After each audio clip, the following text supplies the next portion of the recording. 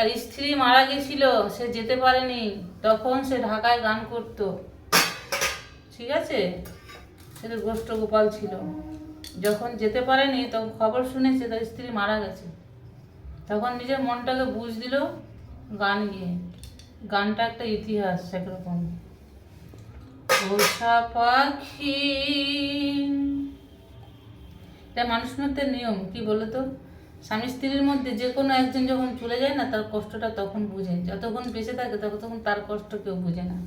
যখন চলে যায় তখন তোর ভাবনাটা তার কষ্টটা বুঝতে পারে।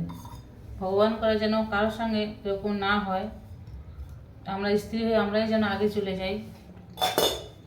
যেমনি আমার শাশুড়ি, বাবা মারা গেছে, খবর শুনেছি যে বাবা মারা গেছে, সেই মানুষকে আনতে গেছে, সে গাধার ঘরে ফেলে দিয়েছে, সেখান থেকে বাবা বাড়িতে এসছে। তার 13 বছরের মাথায় মা মারা, আর 13 বছর মা মরে যাওয়ার 13 বছর পর বাবা মারা গেছে। আমার শ্বশুর 13 বছরের মাথায় মারা গেছে। তাহলে শাশুড়ির কত শাখা সিঁদুর দিয়েছিল। আমার শাশুড়ি আমাকে বলতো, দেখ মা, কখনো খালি পেটে না খেয়ে কখনো পুজো দেবে না। কারণ কি বলতো, সেই পুজো লাগে না। কীরকম, আমরা হয়তো পুজো করতে বসছি, পুজো করতে বসে মনে হচ্ছে কি জল খাবো, জল পিপাসা পেয়েছি, কি মনটা থাকবে খাবারের দিকে, অর্থাৎ সেই পুজোটা ভগবান কখনোই স্বীকার করলো না। সেই জন্য তুমি খাও তৃপ্তি করে, জল হোক যা হোক, তুমি যে খেয়ে নিয়ে মাথায় চান করো, মাথায় চান করে ভক্তি মনে তুমি ডাকো, সেখানেই পাবে। মা বললো, তুমি যদি রাস্তাঘাটে, তুমি যদি টয়লেটে যাও, সেখানেও যদি ঠাকুরকে স্মরণ করো না, সেও তোমার ডাক শুনবে তখন। মানে মানুষের বিশ্বাস এবং ভক্তি।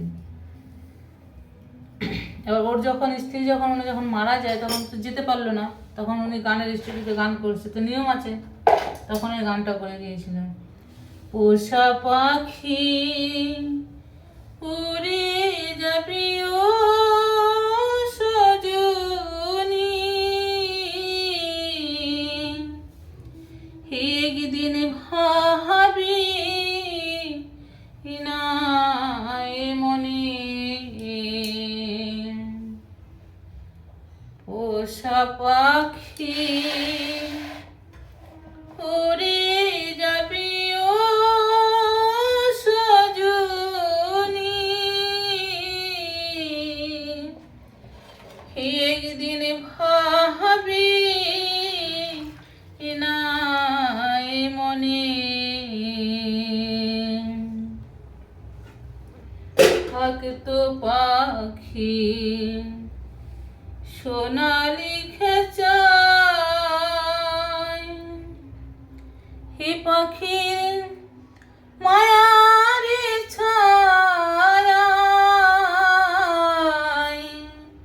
সে একদিন ভাবি নাই মনে,